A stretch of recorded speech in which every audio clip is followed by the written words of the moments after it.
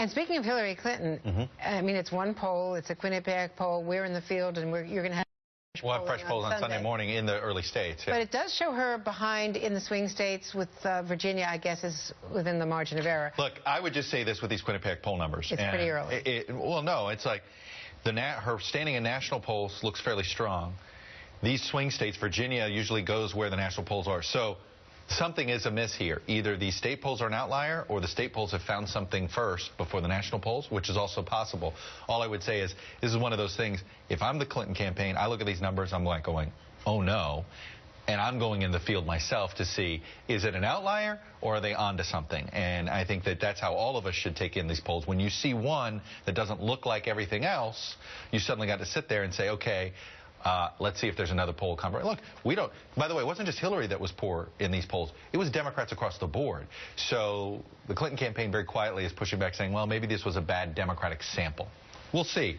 Let's see other polls to find out. It could be that the attention is all on the Republican race. And I think there's a lot to that. It could be maybe the Iran deal's not playing well. I mean, there's a lot of ifs here that could be influencing it, or 1 out of every 20 polls, no matter how well they're conducted, sometimes just get bad numbers.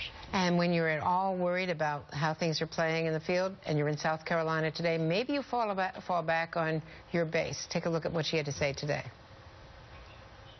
Clearly, I'm not asking people to vote for me simply because I'm a woman. I'm asking people to vote for me on the merits. And I think one of the merits is I am a woman, and I can bring those views and perspectives to the White House.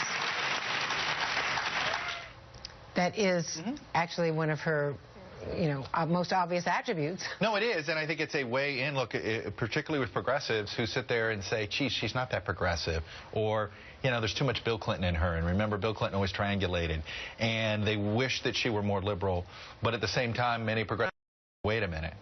Is it about time to have a woman in the White House? And does that trump?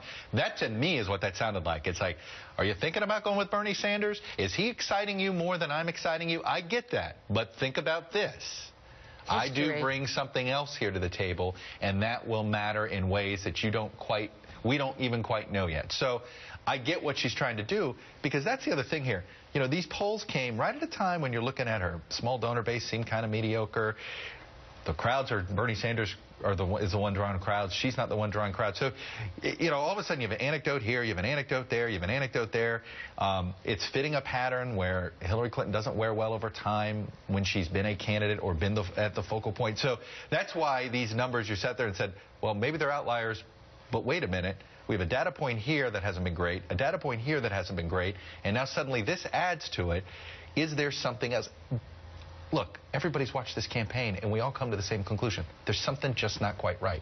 And, is it enthusiasm? I don't know. Is it her? I don't know. There's just something that doesn't seem to be big, bold, and boom.